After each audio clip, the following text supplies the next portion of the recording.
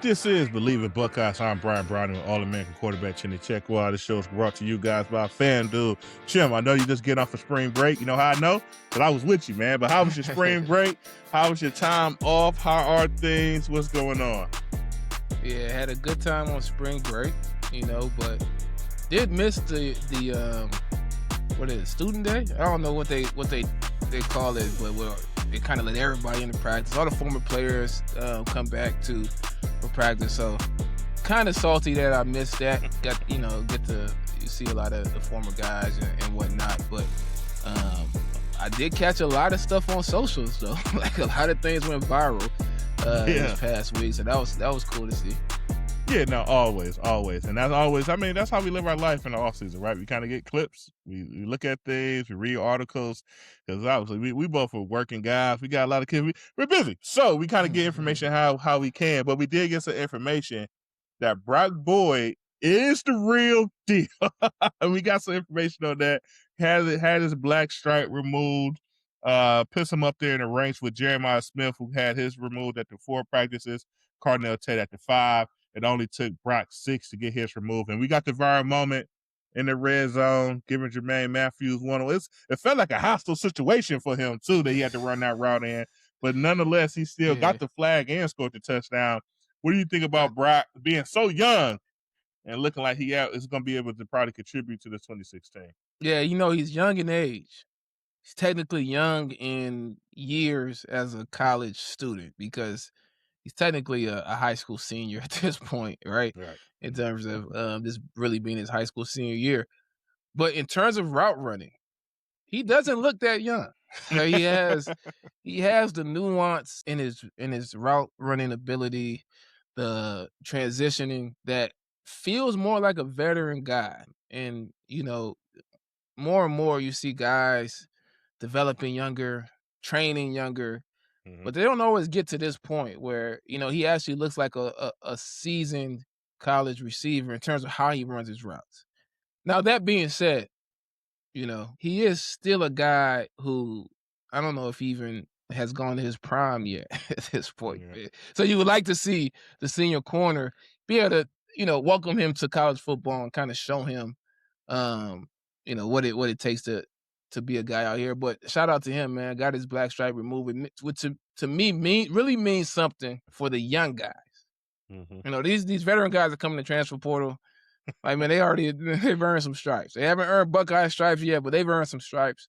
But for these young guys, it really means something. And it shows that he's a guy that the coaching staff, we talk about talent, but talent isn't enough to get the coaching staff to trust you, to put you out there in your first year. Because there's a lot more that goes into playing the game than just talent. And Brock Boyd has clearly shown that, he's ready for the moment. So shout out to him. He had a couple good one-on-ones, which are more of a receiver drill than a corner drill. Yeah, I'm giving him a little bit. Yeah, I'm giving him a little bit You're there. still a DB at heart, right? But you can tell he's a seasoned guy in terms of how he runs his routes and how he moves in and out of all of those transitions. Yeah, no, right. Because, I mean, we talked about it, I think, a lot, either probably last episode or the episode before. But, we got to figure out wide receiver 2. We know wide receiver 1 is. But we know wide receiver 1 is not going to be able to do all those things on his list, right? Best wide receiver in the nation, winning the national awards, all those things. If there's not a very strong wide receiver 2 that can kind of play right there behind him, that defenses have to respect, and you have to have a game plan for him. We saw that last year with Cardinal Tate. Obviously, he did his job. Most likely to be wide receiver 1, 2 off the big board come this draft. Now we need someone else to do it. We kind of got it to all the guys. We got Brandon Ennis returning. We got Kyle Parker from LSU. We got Devin McCool from UTSA. And we could kind of, and then you can talk about Chris Henry and the 5-star that he is, the talent he has. But now you kind of got to put Brock in that kind of category as well, because it's open, right? It's open. No one has done it at Ohio State to say that they definitely deserve that wide receiver 2 spot. And Coach Day had made some statements that, this probably is the deepest room he has. And we could argue that, right, on that. But we know that he has a good handful of playable guys. And I'm thinking, like, what's the determining factor? How are they going to make this decision? And I know Coach Cortez is saying, like, whoever kind of could bring to the game that yak, that catch, make that short catch and continue to break tackles and make that run after the catch, looks like that person might have a chance to kind of get up the ranks on things. Do you got a particular person you think may be best at that? Kyle Parker with LSU, we've seen some of his clips, or McCollum with his speed. Who do you think would have that ability to kind of Yeah. make some catches short and then make the defense pay for taking it a long distance? Yeah, I think the number one guy is the obvious guy, Jeremiah Smith. All right. I think he's a guy with the size, the speed combination to catch the ball and make some plays. But, most defenses, when they play Ohio State, are anchored towards Jeremiah Smith. Like they're constructing their defense to limit his ability to do just what we are talking about. I do think those guys in the transfer portal give a little bit of that additional dynamic of being able to catch and run. Kyle Parker is one. Devin McCollum, who's a speed guy. I anticipate that they get him the ball in situations, shallow crossers, over routes, screen passes, etc. In those types of situations where he can catch the ball in stride and get to the end zone, get to the first down, etc. So that's what I expect. And, it's to be determined what a guy like Brandon Ennis can do in that category. We didn't see a lot of that from him. And considering you had a guy, Jeremiah Smith, who was a deep threat and a big time player, and a guy, Cardinal Tate, who's a deep threat and a big time player, that third receiver, it would have made sense for him to fit a role where, he can catch some passes and make things happen with his legs, but we didn't see it. So I'd be interested to see, what his impact is in that category as well. Yeah, so yeah, some clips. Obviously, Kyle Parker, I think, is going to his I don't want to get this wrong, but I'm pretty sure this is his fourth year college football coming into Ohio State. And he started some games as a redshirt freshman, I think two. The rest are sophomore. He played a handful of games. But, you start looking at some clips of his actual catches. He make a lot of plays in the middle of the field. Make a lot of catches in the middle of the field. He's taking some of the passes and kind of be able to kind of stretch them out. Some get touchdowns, extra 5-6 yards here or there. So he seems to be a person that seems comfortable playing kind of in the middle of a defense, it's not too big of a moment, not too worried about, taking hits and things of that nature. He's taking Yeah. that ball and kind of extending things of that nature. And like you say with Ennis, we've seen him in that wide receiver 3 role when he was just more short-handed, right? He made some big time plays with his hands, right? We've seen some balls we could argue like, well, that might not have been catchable. You kind of figure out a way to kind of get it down, but like you say, a little bit run after the catch. He maybe left a little bit meat on that bone. So it's still kind of interesting to see how things are going to shake out at that wide receiver spot for that Y- particular reason on who could do it. Yeah, and when Coach Jay was asked about the receiver, I don't know if he was asked or if he just prompted himself to say it. He said this is one of the deepest receiver rooms that he's at. Or maybe he said this was the deepest. I don't know exactly what the quote was. I'm just gonna go with him saying this was the deepest, right? Okay. How do you feel about that? I mean, do you think that's do you think that's him just kind of reinforcing his belief in this group of guys? Or do you think he is truly the deepest receiver class that we've had at Ohio State since at least since Ryan Day has been head coach? I mean, it's tough to say. Right? I mean, we got clips where you got 4 first-round wide receivers, huddled up together for Ohio State, and maybe 2 or 3 are playing and some are on the bench. You got like crazy clips like that, especially over Five there. first round receivers, I Yeah, think. 5, yeah, stuff like that. So to say that we have that right now, I mean, maybe, right? We got Jeremiah Smith, we got Chris Henry. We know the talent he has that he definitely could work himself up to being a round one wide receiver one type of guy. The other guys, to be honest, I don't have enough to say they have the talent. They might be good enough football players, right? Because that's Yeah. different being a football player to the talent it takes to kind of go that early in the draft. I just don't have enough to say that they definitely have it. But could they? Maybe. We're not going to really know because, right now it's spring and we're Right. hyping guys up. We're talking about our Buckeyes and what they bring to the table. But these decisions, you don't become that legend until you do it in the fall, right? Yeah. So obviously Brock Boyd looks very good as a high school senior right now at Ohio State. But he has to do it in the fall before he actually become himself, get himself in the conversation of being a freshman All-American. We got Kyle Parker with some experience, and we've seen he could do some things at LSU. But what is he going to do, when he put the Scarlet Graham? That's all to be determined. So maybe it could be there. Maybe this receiver group ends up shaking out to be that top tier. But that's saying a lot at Ohio State, especially in these Yeah. recent years under the Hartline tenure when it comes to wide receivers, and you're talking about this depth and the number of guys that we know can get it done. Yeah, I'm gonna go ahead and say I disagree with the statement. And I could be 100% wrong, right? I'm not in the receiver room, and I'm not in the facility every day, and I don't have the credentials of Ryan Day. But the depth level at Ohio State, even in some years where you don't have all the first round guys. I mean, I thought last year they had a lot of depth. They just didn't play a lot of guys. So, Yeah, there's a difference between having guys that you think are ready to play and having depth of talent. You could have a ton of talent on your roster, but some of the young guys aren't ready to play because they still need to learn the plays and they're not blocking well enough. You want them to continue to develop on certain things that make them playable first as a football player, like you mentioned, and then their talent can blossom from there. So he could mean it in that way because you bring some transfers in that have already been successful at their respective schools. They're ready to go, right? yeah, So the depth of talent, but as you mentioned, who's that number 2 guy, right? I mean, you can have 20 receivers on your roster that are playable, but when it's fourth quarter and we need to go beat an Indiana or an Oregon or a University of Miami in the playoffs, I'll take Jeremiah Smith and Carnell Tate. You know what I'm saying? I'll take that, right? yeah, You know what I'm saying? I'll take a Emeka Egbuka and Jeremiah Smith and Carnell Tate. I don't need nobody else. I'll take just those 3.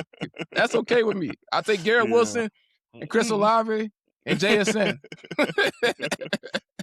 Yeah, 4 and 5 don't really matter once you kind of get that right. It doesn't matter at all. I don't need another player at receiver. Matter of fact, everybody else is just a distraction at this point. So, I don't know how much I agree with that. I do think there's something to it, and that it's likely that they're going to play more guys. They're going to rotate more guys. Yeah, And with that approach, it's necessary to have the depth to do it. But the question of who is that number 2 guy? Like, who is that guy that's going to take the top off the defense? That's going to get you the ball, get you a first down on 3rd and 8, 3rd and 7 when you need it. yeah, That's going to be a guy that Julian's saying we know Jeremiah Smith is going to be that guy, right? you're right. But who's the other guy when he needs it is going to be a quarterback-friendly receiver that Julian Sayin looks to and makes a play? Carnell Tate was one of those guys. I'm curious to see which one out of this group steps up to be that guy. Yeah, shout out. And then also around practice, we got to shout out James Smith. We got his black stripe removed, D-tackle, transferring out of Alabama. We got to shout out Jay Timmons, 5-star. There's another one of those high school seniors that's around the facility that's been making plays at the cornerback position. And obviously, I don't know, we see the clips, right? We want to Yeah. see a few more clips from BIA in the spring. We need Some more of our clips. guys making we need some more clips. Yeah, we need more clips. And there's been a lot of talk about these receivers, deepest group of receivers. We got a ton of receivers. Guys are making plays, etc. The challenge always with spring practice or camp, you're talking a lot about one group of guys. They got to be doing it against the other group of guys, right? So we want to see the balance. We want to see, I expect Devin Sanchez to have a big time year this year. That's my expectation. So I want to see more of him. I need Jermaine Matthews to be a dog. I need him to be a guy, right? I don't really like seeing clips of him. Obviously, clips don't tell the whole story, right? That's right. So that's the reality. But, when it comes down to it, those guys have to be guys. And then we need some depth at the cornerback position because you have some guys who have to play nickel. I love to hear about Jay Timmons, being able to step into a role and showing his ability and his talent because he's going to be needed. You lost a couple guys to the portal.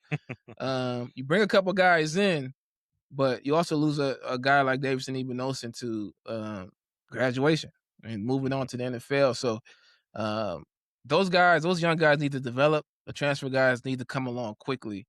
And I need to see some black stripes removed from corners. Like, what's going on? Where's a cornerback black stripe?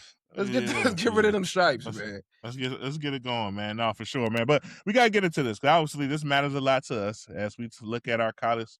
We talk about the Ohio State Buckeyes a lot, but the state of college sports has really been up in the balance for the last handful of years, right? And we know President Trump recently signed the executive order for the, I don't know how exactly how you want to call it, but essentially how college athletes should go about their tenure in the sport. And he made an executive order where guys get 5 years, and in that 5 years, you're allowed one transfer portal. And he wrote that in as an executive order. I guess first, what's your thoughts on President Trump stepping into this realm and doing, what he feels after the committee, right, to fix college football? What's your thoughts on the order and him, I guess, taking a stab at it at this point? Yeah, I mean, my thoughts are, if it was being done the right way, it wouldn't be necessary, right? So, at the end of the day, this is to me, this is another attempt at the NCAA or those who want college football to be a certain way, trying to hold on to what it used to be as much as possible Mm. and not actually moving forward and creating something better for the future. So, as expected, or I expect that, what the lawyers are saying is going to come to pass is that, this executive order is going to be something that goes out there. It's not going to hold up in court, and we're going to be back to the same situation because it's really not a real solution. And I think I like the fact that there's an energy from everybody to Yeah. fix college football. Everybody Yep. wants college football to be great. I just need leaders to actually step up and do what's necessary within what's legal to actually move forward and make this what it possibly can be. And it's not an easy task, but you get to a point of being in a leadership role for a reason. And if you Hmm. can't handle it, then somebody else needs to be put in those positions. So, it's just another attempt, I think, at, keeping the old way. And I just don't think it's gonna hold up. This thing is Yeah, moving. yeah, no. I mean, like you say, I think, like you say, the energy around it is great, but is this actually the solution? I think not. It's just, you come down, with the law, and this happens, right? This happens in Yeah. not just in college sports, but in sports. Whenever something happens, you kind of start looking at the players first. Like, why are the players in the you keep leaving and keep jumping in the portal? These guys just care about money. This to the third. But you don't do anything to the institution. So in this case, it's the colleges that's actually in control, the ones with the money. If you're doing any type of negotiation, right? Who's always has the most power? The one with the money, right? Exactly. If I got the money, I got a little bit more of the power. Yeah. So when it comes down to it, like you put something in place and you want to restrict the players because you don't like the way things are being moved, but it's really the institutions, in my mind, is really the ones that needs to kind of sharpen up the two. 5, 6 years ago, I can't remember exactly when NIL came out, but it wasn't really a huge deal if you remember. Like, guy, everybody was happy. We got a little bit of money. We playing this, that, and the third. This should be no concern, and we can kind of figure it out from there. But then what happened? The next year, you was paying guys about a couple of dollars, just to play, and everyone was happy. And then what? You start hearing about $1 million deals for quarterbacks. You're like, man, $1 million deal? That sounds crazy. Then the next year, what happened? $3 million deal for quarterback, and you start hearing these things, right? And none of this stuff is wrote down. We can't pick up some type of, I don't know, go to a website and see what guys are actually being paid. Everything is behind the scene. Why is everything behind the scene? Because that's the way the institutions want to run it. Yeah. They Exactly. want to kind of keep things muddy, and while things are being muddy, they can kind of take advantage of things. So if we decide we're gonna pay a guy $2 million a year, he come in, we don't like the way he looked, we don't like his work ethic, we could get out that in a year. And next year we're telling, hey, that $2 million you thought you had, it's no longer there. You might want to figure something else out. So vice versa happens for the players. Hey, these guys not really paying me that much. I happen to be good. Let me see who else is willing to pay me. Let me make a bunch of crazy demands. And guess what? Some school would come in and say, like, hey, I do those crazy demands. I would Right. take on, I give you a Eh, video guy to follow you around practice. Whatever you want. I give you an extra player and on the that team so your buddy could play. Whatever you want. The institutions keep falling for these things. And I think right. that's kind of need to be And addressed. and point out the individual who hates the current state of college football. Identify who that is and explain to me why. You know, because everybody is incentivized by their own incentives. Is their own reasons, right? Do you think Tulane is upset about the current state of college football? No, they made the playoffs. You think Illinois is upset about the current state of college football? They've been 8-4 for the last however many years. They've never been 8-4 in consecutive years like that. The reality is the current product of what's is currently happening has actually benefited a lot of universities. It's benefited a lot of schools. There's a lot of schools to be able to throw their hat in the ring, put some money together, put a team together, and go on a run. It's also increased the viewership. The viewership continues to increase. Now, it may not be because of the transfer portal or NIL, but there was a lot of people from the University of Miami fans that tuned into a lot of University of Miami games because they were good again. So the reality is not everybody is distressed by this current state. Yeah. And the challenge is, or at least the elephant in the room is, that they don't want to make the players employees. They don't want to create contracts. They don't want a CBA. They don't want to have to pay workers' comp and taxes and all the other things that lead to them losing more and more control on the sport. But that's the only path forward. So, until they take the normal business path that's within the rules of how business operates within the U.S., I don't think this thing gets fixed. Nobody wants to fix it the right way because that requires losing control, and they're not incentivized by losing control, right? And that's just the reality of the situation. So we'll see. I don't expect this to hold up at all, and I think we end up in the same situation as current. Yeah, because even Coach Dave was talking about what was the pressure last week or so. You're talking about times has changed, and if you don't change, you die, right? Exactly. And he got real blunt about it, Exactly. right? So you come up with an executive order, but if the schools once again are petitioning for year 6 and year 7 for their quarterback to come back, what are we doing, right? We're not doing anything, right? Exactly. And so you try to restrict the guys to the transfer portal, but believe you me, schools want that freedom to say you're not panning out here. We're no longer paying you. It's not easy, but if you really want to put some laws in place, you can say you do it the right way. You will get with someone to figure out how the player can get some representation. You come up with a CBA, a collective bargaining agreement. The players want these things. Schools, the institution, the conferences, the NCAA, they want these things. You negotiate it, you come up with something, and then you live by it for however length of that contract is, the next 5, 10 seasons, whatever that is. But when you can start doing things like this, it's like it's just kind of going in a circle, right? And those lawyers are excited. The lawyers are excited. They're like, "Oh yeah, we cleaned up last time. We about to run the exact same play because you can't do this, and it's no longer you can't get it through the courts." You know what it reminds me of? I got a 2-year-old, and he'll get water out the machine, put it in a cup, and he'll be holding his snack. He drops his snack. He goes to pick up his snack, and then he pours the water out of the cup trying to pick up the snack. And he says, "Oh, I spilled water." Then he goes and gets a towel and goes to wipe the water. And while he's wiping the water, he's pouring more water on the floor. And he's like, the way the NCAA and those in charge continue to focus on very specific things. Oh, the transfer portal is the problem. We're going to fix the transfer portal and restrict. They're just going to create new problems, new lawsuits, that open up new opportunities for players to do even more. And they're not actually addressing the actual problem, which is they need us to be able to sign guys to long-term contracts. They need to have a collective bargaining agreement so the players can unionize and actually come to an agreement on what both sides can get or what they want moving forward. And they need to create what is currently professional sports and not amateurism. They need to actually move forward into the future. And they won't do it. They're going to keep spilling water, trying to clean up a mess over here. Yep. And that's just the way it's going to be. Yeah, but one more thing, though, before we leave this topic, though, because, some people say, like, well, you guys have been, that's the new time, but what about the old time? What about the education, Shem? What about staying in school 4 years, getting your degree, and going on? Because obviously, no matter what and it's true, no matter what you make in NIL, you go back to our, we had a show with Urban way back.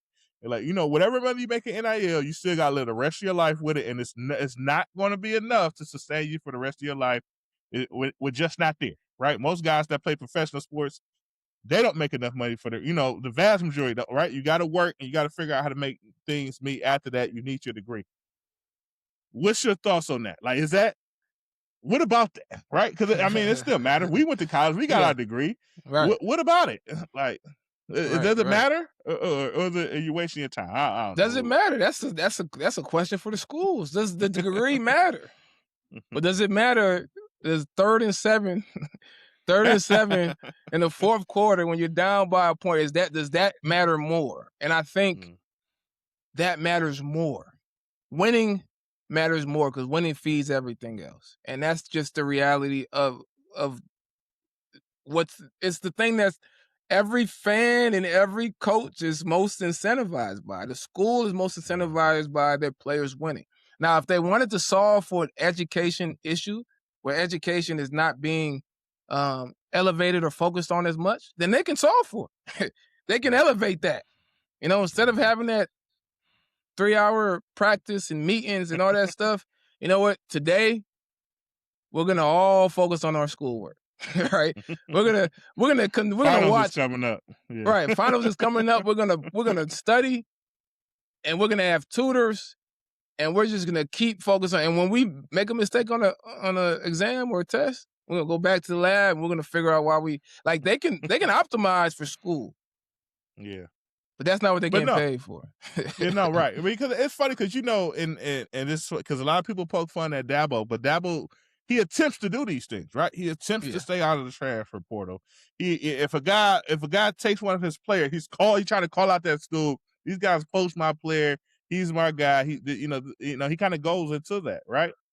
And then Clemson, who's let's say a hand jumping skipper goal, was always 10-2 playoffs, fighting for national championship. And they get to this year, they lose 3 or 4 games. And then what is happening around college sports and around the Clemson fan base? We need to move on from Dabo. He's not with the time. And Dabo is preaching teams. I won the conference 8 out of 10 last year. I know what I'm doing. And they was like, hey, no, like we don't see it. You guys are no longer the national brand that you once were. We might need to move on. And then where did that go then, right? And then no one is talking about, the things that he's doing to try to keep things, the way he used to run it. It's like, no, get with the times. If you can't get with the times, we'll find someone who will, because we want to win at the end of the day when it comes to, wherever that school is that you root for. That's just how it goes. It always starts with the leaders.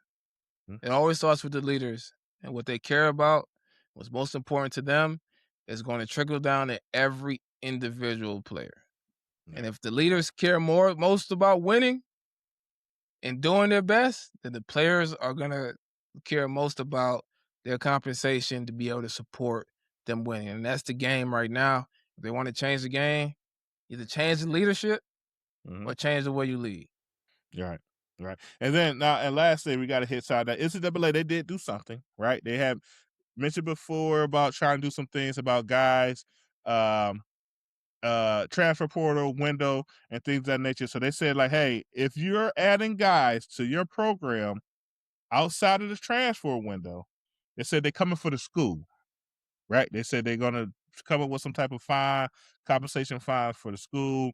They're going to look at doing something to the coaches, maybe suspensions, things of that nature. And I think that's a step in the right direction. If you can do something, jump on those guys. Jump right onto the school instead of trying to point these individuals at these fingers. That just ends you up in court. And maybe the schools do the same. But once again, let's put some heat on some of these institutions to kind of step up to the plate and do the right thing instead of always poking the fingers at the players, I feel like, and just saying, like, hey, this guy, he got in the portal because someone offered him some more dollars. Let's go on the institution who called him and say, you need to get in the portal because we're about to offer you more dollars.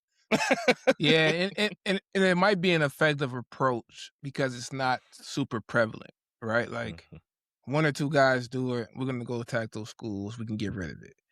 But if all the schools say this is what we're doing, the NCAA has no power over stopping it, right? We see what happened with NIL. They just don't have no power over stopping it. So yeah, I'm interested to see. I like their fight back. I don't think their fight is gonna be sustainable, but I do like them trying to create some structure around something. Do something. Yeah. Yeah, do Right. something, So man. Do something. Yeah, man. But I don't know. Check out FanDuel for your NCAA sports. Obviously, we got championship. Shout out to Big Ten, UCLA. They won the women's championship here. You got a Big Ten team in the men's championship. And I don't know. I wouldn't put your money on those guys. But we got Big Ten 10 there as well. But check out FanDuel for all your bets. And then hey, after that, we get excited, show, because after that, it's NBA playoffs. And we're gonna be locked in and tuned in for that and ready to go. But hey, we continue to bring you guys Ohio State Buckeye news throughout the spring, leading up here to the spring game in a couple of weeks. We continue to stay tuned in. We hope you guys tune in with us. Follow us on YouTube, Spotify, Apple. Tune in, and we continue to bring it. We're going to end this as we always with a nice OH. Ayo. Go Bucks. Talk to you guys soon.